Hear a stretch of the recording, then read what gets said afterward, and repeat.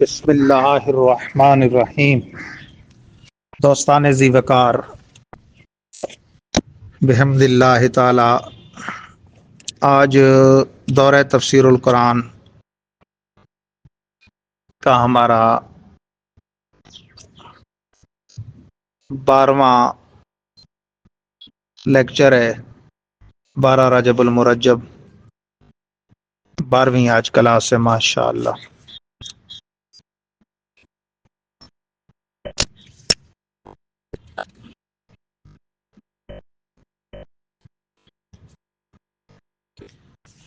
گزشتہ کل سے ہمارا عنوان چل رہا ہے طائفہ وہابیہ کے تعارف کے حوالے سے۔ یہ گروہ حدیث شریف میں جو پیشن گوئیاں کی ہیں خارجیوں کی، اس کا مصداق ہے، اور خارجیت کا ایک نیا لبادہ اور ایک نیا حلیہ ہے۔ تو نجدیوں وہابیوں تک ہماری بات پہنچی تھی، ابن عبد الوہاب نجدین پارٹی تک۔ تو اس کا مختصر تعارف آج سماعت کیجیے۔ ہمارے آقا مخبر صادق نبی غیب داں صلی اللہ علیہ وسلم کی ان پیش گوئیوں کے مطابق وہابیت کا بانی و پیشوا محمد بن عبد الوہاب نجدی تمیمی، جو ذوالخویسرہ تمیمی ہی کی نسل سے ہے، 1114 ہجری میں علاقہ نجد کے تمیم خاندان میں پیدا ہوا۔ مختلف اساتذہ سے کچھ تعلیم پائی، پھر شیطان کے بہکاوے اور انگریز کے اشارے سے کرن الشیطان یعنی وہابیت کی داغ پیل ڈالی اور اس کا سینگ بنا۔ اس نجدی لیڈر نے جہاں اسلام اور مسلمانوں کے بہت سارے مسلمہ عقیدوں اور مذہبی مسئلوں کی شدت سے مخالفت کی، وہاں مسلمان بالخصوص سنیوں کے خلاف بے دریغ تلوار بھی چلائی۔ چنانچہ گلابی وہابی یعنی دیوبندی، ان کے مدرسہ دیوبند کا صدر المدرسین مولوی حسین احمد مدنی اس کا حال لکھتے ہوئے رقم تراز ہے الشہاب الثاقب، صفحہ 50، مطبوعہ مطبع قاسمی دیوبند۔ مولوی صاحب کہتے ہیں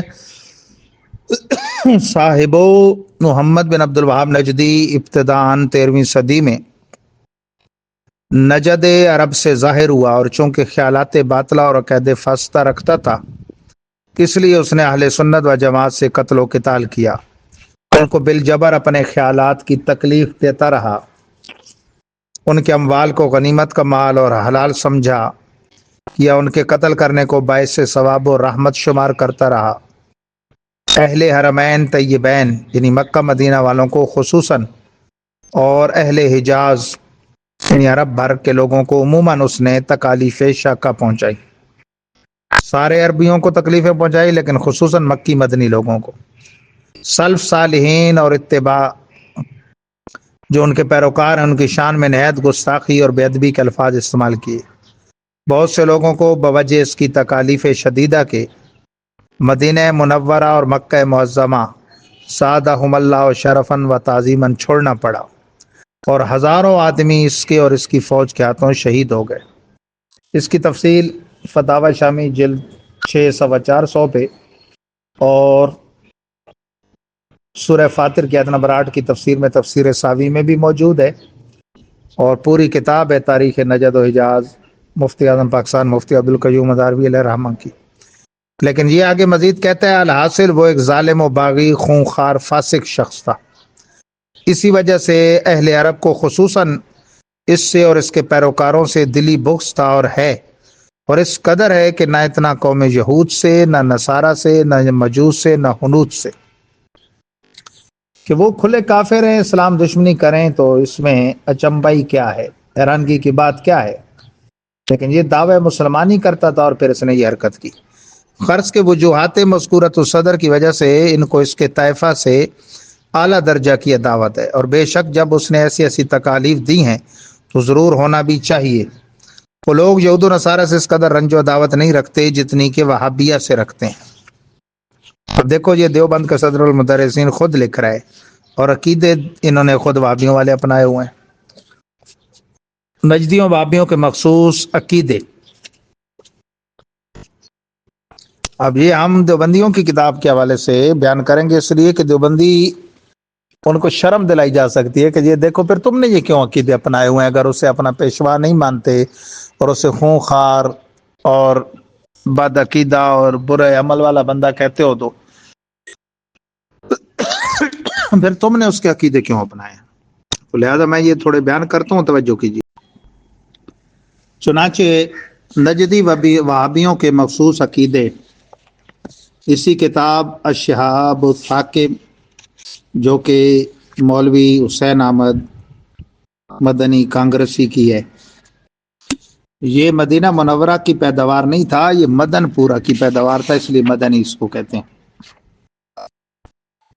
نمبر 1 الشہاب الثاقب صفحہ 51 پہ ہے، مطبع قاسمی دیوبند کی، کہ محمد بن عبد الوہاب کا عقیدہ تھا کہ جملہ اہل عالم و تمام مسلمانان دیار مشرک و کافر ہیں، اور ان سے قتل و قتال کرنا، ان کے اموال کو ان سے چھین لینا حلال اور جائز بلکہ واجب ہے۔ اب اندازہ کرو، صفحہ 54 پہ کہتے ہیں نجدی اور اس کے پیروکار کا اب تک یہی عقیدہ ہے کہ انبیاء علیہم السلام کی حیات فقط اسی زمانہ تک ہے جب تک وہ دنیا میں تھے، بعد ازاں یعنی وفات کے بعد وہ اور دیگر مومنین موت میں برابر ہیں۔ یہی وجہ ہے کہ وہاں کھڑے نجدی جو اپنے آپ کو جھوٹے طور پہ حنبلی بھی کہتے ہیں، بن عبد الوہاب نجدی بھی کہتا تھا، لیکن وہ اس کے پیروکار ہیں تو وہ نہیں لوگوں کو درود پڑھنے دیتے، معاذ اللہ، حضور کے ادب بھی نہیں کرتے، کہ انہیں زندہ سمجھیں تو ادب کریں نا۔ الشہاب الثاقب صفحہ 55 پہ آگے تیسری بات کہتے ہیں زیارت رسول مقبول اور حضوری استانہ شریفہ اور ملاحظہ روضہ مطہرہ گنبد شریف کو یہ طائفہ بدعت حرام وغیرہ لکھتا ہے۔ آپ دیکھتے ہیں وہاں بدعت حرام کی رٹ ہوتی ہے۔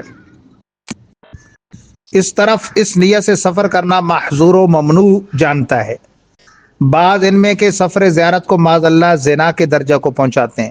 اگر مسجد نبوی میں جاتے ہیں تو صلاۃ السلام ذات اقدس نبوی علیہ الصلوۃ والسلام کو نہیں پڑھتے اور نہ اس کی طرف متوجہ ہو کے دعا مانگتے ہیں، بلکہ آپ ادھر رخ کر کے اللہ سے مانگ رہے ہو تو وہ پشت پھیر دیں گے آپ کی، ادھر پیٹ کروائیں گے اور کہیں گے کعبے کو منہ کرو، حالانکہ اللہ جہت سے پاک ہے۔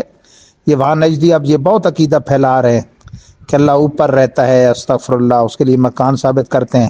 تو پھر بھائی تمہارے جھوٹے عقیدے کے مطابق اوپر رہتا ہے تو قبلے کو منہ کیوں کرواتے ہو؟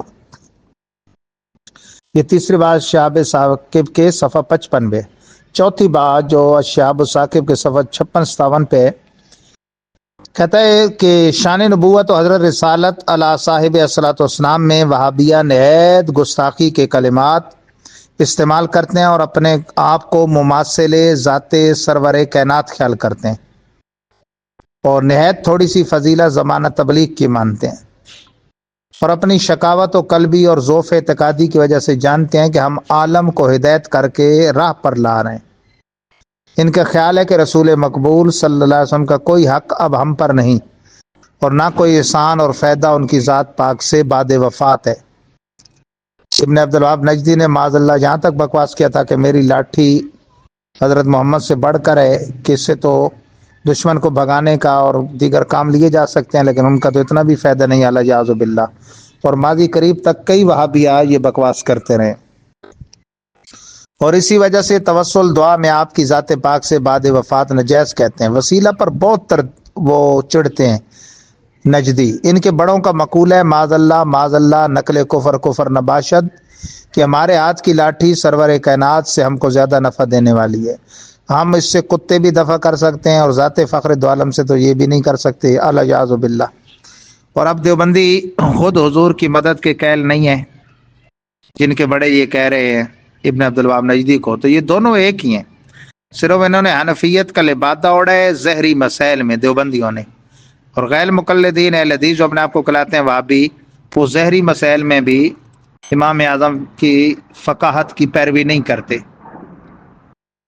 یعنی انہیں لوگ پہچان لیتے ہیں وہابی ہونا، یہ زیادہ مضر تر ہیں۔ اعلیٰ حضرت انہی کے بارے میں کہتے ہیں سب سے مضر تر یہ وہابی ہیں، سنی بن بہکاتے ہیں۔ تو پانچویں بات الشہاب الثاقب صفحہ 72-73 پہ کہتا ہے وابی اشغال باطنیہ و اعمال صوفیہ، مراقبہ و ذکر و فکر و ارادت و مشیخت و ربط القلب شیخ، جسے تصور شیخ بھی کہتے ہیں، فنا و بقا و خلوت وغیرہ اعمال صوفیہ کو فضول و لغو و بدعت و ضلالت شمار کر دیں، اور ان اکابر کے اقوال و افعال کو شرک وغیرہ کہتے ہیں، اور ان سلاسل میں داخل ہونا بھی مکروہ و مستقبح بلکہ اس سے زائد شمار کرتے ہیں، یہ قادری، چشتی، نقشبندی، سہروردی ہونا۔ چنانچہ جن لوگوں نے دیار نجد کا سفر کیا ہوگا یا ان سے اختلاط کیا ہوگا، اس کو بخوبی معلوم ہوگا فیوز روحیہ ان کے نزدیک کوئی چیز نہیں ہے۔ تو دیابنا میں چونکہ بیعت اور یہ چیزیں ہیں، اپنے آپ کو اہل سنت بھی کہتے ہیں، ان کو تو ہم وہابی اس لیے کہتے ہیں کہ انہوں نے، ان کے بڑوں نے، وہ آگے علیحدہ علیحدہ بھی آئے گا، اکابر اربا، تواغیت اربا نے جو کفریات بھری عبارتیں لکھی، علماء حرمین طیبین کے فتوے کے مطابق وہ مرتد کہلائے، تو جو ان کو ان کی کفری عبارات سمیت جانتا ہے اور ان کو اپنا مذہبی پیشوا کہتا ہے، پھر وہ اس کا وہی حکم ہے۔ تفصیل آگے انشاءاللہ آئے گی۔ ابھی نجدی وہابیوں کے عقیدے الشہاب الثاقب سے سنیے، صفحہ 76-70 پہ چھٹی بات کہتا ہے، وہابیہ کسی خاص امام کی تقلید کو شرک فی الرسالہ جانتے ہیں، یعنی حنفی، شافی، مالکی، حنبلی ہونے کو، اور ائمہ اربعہ اور ان کے مقلدین کی شان میں الفاظ واہیہ خبیثہ استعمال کرتے ہیں، اور اس کی وجہ سے بہت سے مسائل میں وہ گرے ہوئے اہل سنت و جماعت کے مخالف ہو گئے۔ چنانچہ غیر مقلدین ہند اسی طائفہ شنیہ برے گروہ کے پیروکار ہیں۔ وہابیہ نجد عرب اگرچہ بوقت اظہار دعویٰ حنبلی ہونے کا اقرار کرتے ہیں، لیکن عمل درآمد ان کا ہرگز جملہ مسائل میں امام احمد بن حنبل کے مذہب پر نہیں۔ ان کا بھی مثل غیر مقلدین ہند اکابر امت کی شان میں الفاظ گستاخانہ و بے ادبانہ استعمال کرنا معمول بے ہے، یعنی ان کی عادت ہے۔ ساتویں بات الشہاب الثاقب کے صفحہ 79 پہ کرتا ہے، مثلا الرحمن علی العرش استویٰ، کہ رحمان نے استوا فرمایا عرش پر، وغیرہ آیات میں طائفہ وہابیہ استواء ظہری اور جہات وغیرہ ثابت کرتا ہے، یعنی عرش کو اللہ کے لیے جہت اور مکان ثابت کرتا ہے، اور اللہ کا جسم مانتا ہے، جس کی وجہ سے ثبوت جسمیت وغیرہ لازم آتا ہے۔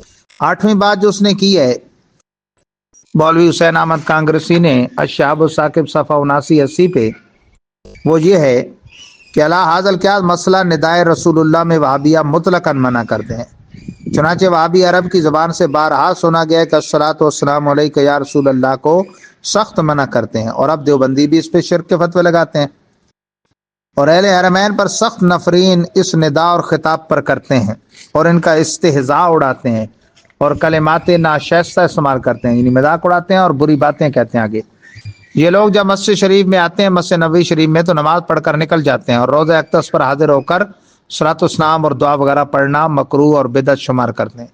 انہی افعال خبیثہ اور اقوال واہیہ کی وجہ سے اہل عرب کو ان سے نفرت بے شمار ہے، کیونکہ اصل جو مکی مدنی وہاں کے باشندگان ہیں وہ لوگ سنی ہیں، انہوں نے قبضہ جمایا ہوا ہے۔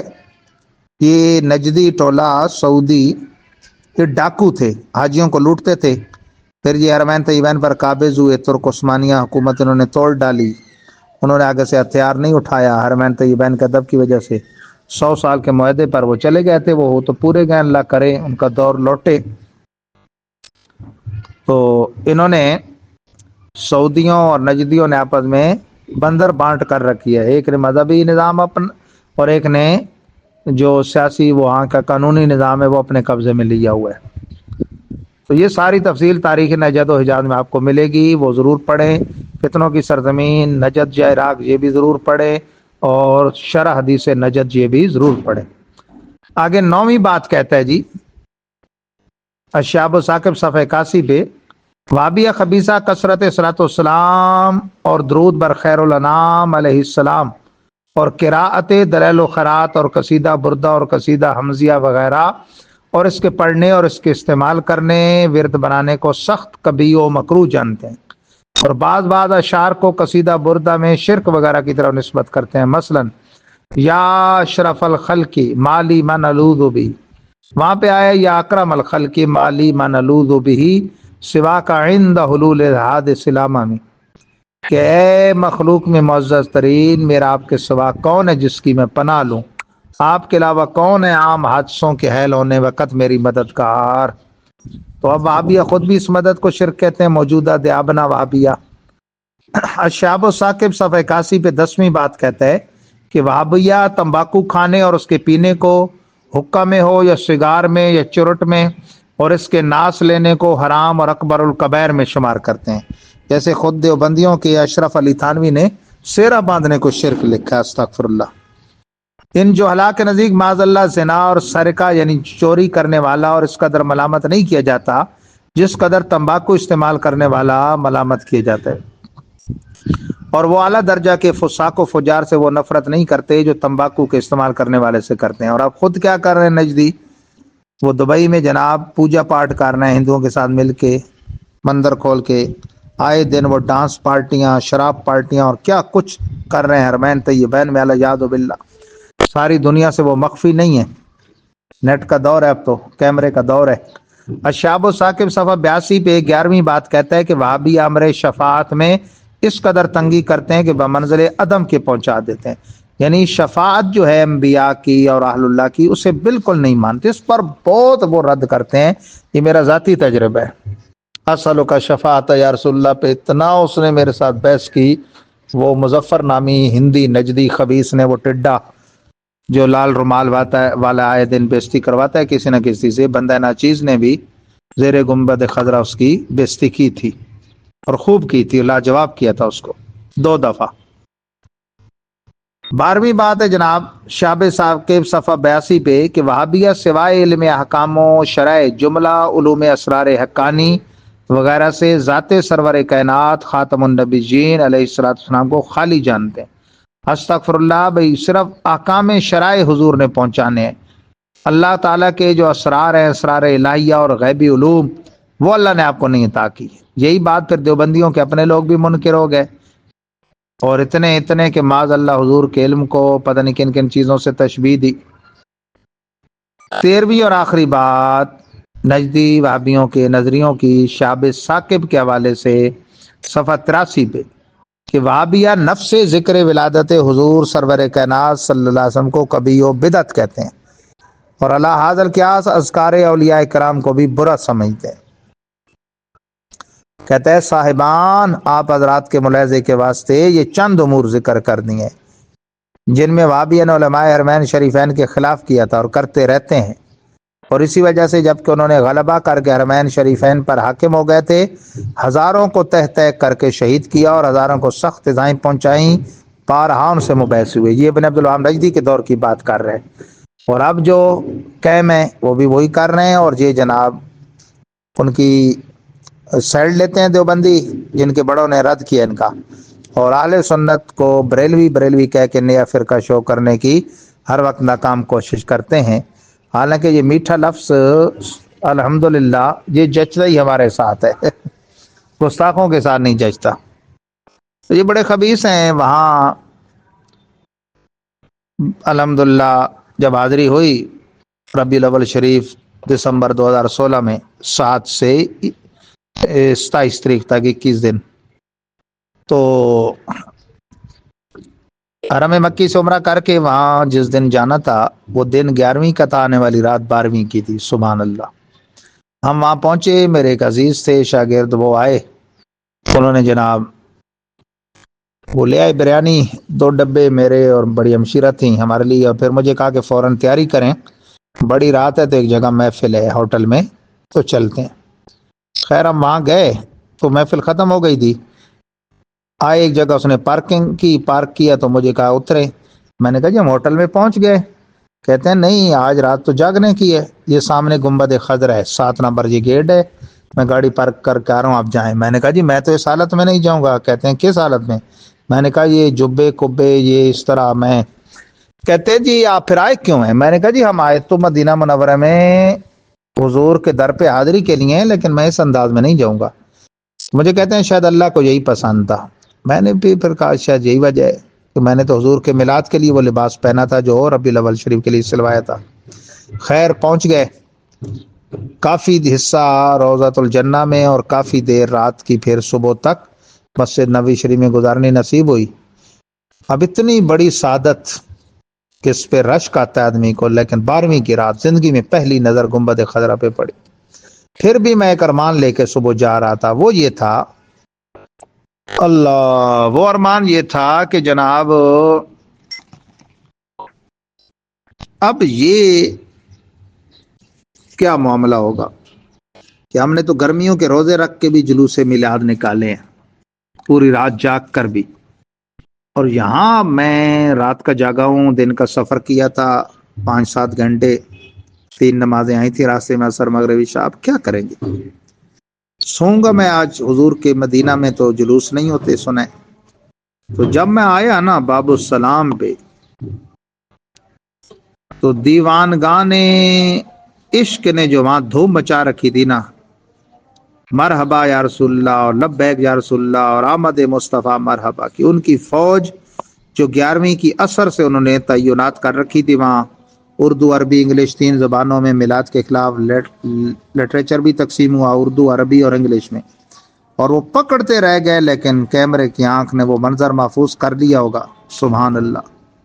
پھر کسی نے بتایا کہ صبح سحری کے وقت جو ترکیوں نے 5 نمبر گیٹ کے سامنے جلوس نکالا ہے وہ آپ نے نہیں دیکھا. بہرحال پھر بہت ساری جگہوں پہ ہوٹلوں میں الحمدللہ میلاد شریف کی محفل میں شرکت نصیب ہوئی، بیانات کی سعادت بھی نصیب ہوئی، اور وہاں بھی رد وہابیہ کی بھی سعادت نصیب ہوئی. تو یہ جو مظفر نامی ہندی ہے نا، وہ آپ سب جانتے ہیں، وہ ٹڈا سا کالے رنگ کا روزانہ بیزتی کرواتا ہے. پھر تو میری پھر وہ کھل گئی نا طبیعت.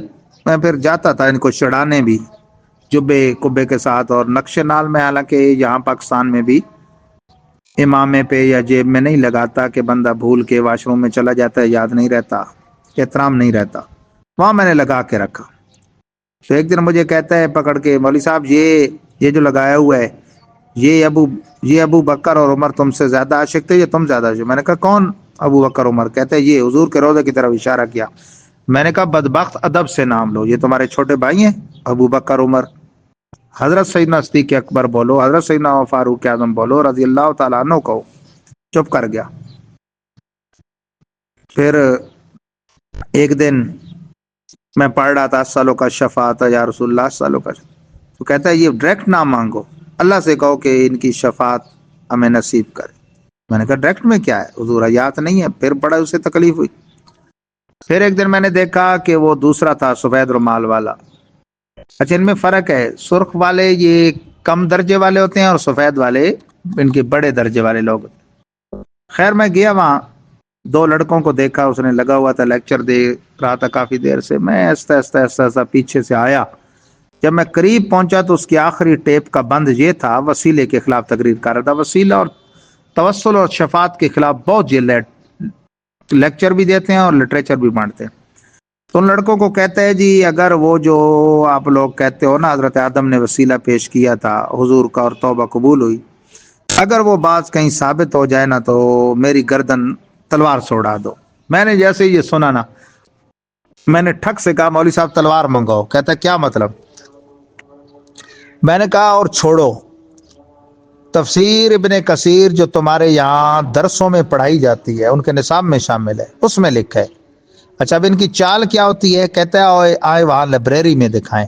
وہاں جو جاتے ہیں نا اس کو خروج لگا کے واپس بھیج دیتے ہیں، اور پھر اس پہ پابندی ہوتی ہے حرم میں طیبین میں آنے کی، یا کم از کم اس وقت خروج لگا کے واپس بھیج دیتے ہیں. تو میں نے کہا جی یہاں تم برسر عام تقریر کر رہے ہو، یہاں کتاب منگاؤ، ہم حوالہ بھی برسر عام دکھائیں. تو بہرحال وہ لڑکے دونوں جوان عزیز بڑے میرے شکر گزار ہوئے. کہتے ہیں ہم روزہ اقدس کے ادب کی وجہ سے بول نہیں رہے تھے، لیکن یہ مسلسل تقریر کیے جا رہا تھا.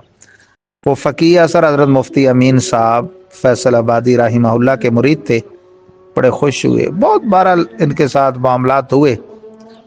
تو بہت گستاخ ہیں، اللہ ان کے شر سے بچائے. انہوں نے ایسا ماحول پیدا کر رکھا ہے. میں نے تو وہاں زیر گنبد خضرا دعا کی تھی کہ پروردگار اعلیٰ مہندہ حج پہ ہی لانا، یہاں ادب نہیں کرنے دیتے، یہ ادب نصیب نہیں ہوتا. تو دعا کیا کریں. آج جمعہ کا روز روشن ہے، اذانیں شروع ہو گئیں. میں بھی تیاری کرتا ہوں. مرکز اہل سنت میں انشاءاللہ 2 بجے جمعہ ہوتا ہے. آج سورۃ النساء 5واں پارے کا ماشاءاللہ جو سلسلہ ہمارا ترتیب وار چل رہا ہے، ایک رکوع بیان ہوگا اسی مہینے جنوری کے آخری جمعے میں 5 پارے پورے ہو جائیں گے۔ 1 فروری کو سالانہ تقسیم اسناد کی 6ٹھی محفل ہے، محفل بار معطر، جس میں اعلیٰ حضرت کے پڑپوتے اور اعلیٰ حضرت کے نواسے 2 نبیران اعلیٰ حضرت تشریف لا رہے ہیں۔ خود بھی آئیے، دوسرے دوستوں کو بھی دعوت دیجیے، اور اس کورس میں جو آخر تک شریک رہے گا اور کامیاب ہوگا ان کی بھی دستار فضیلت ہوگی۔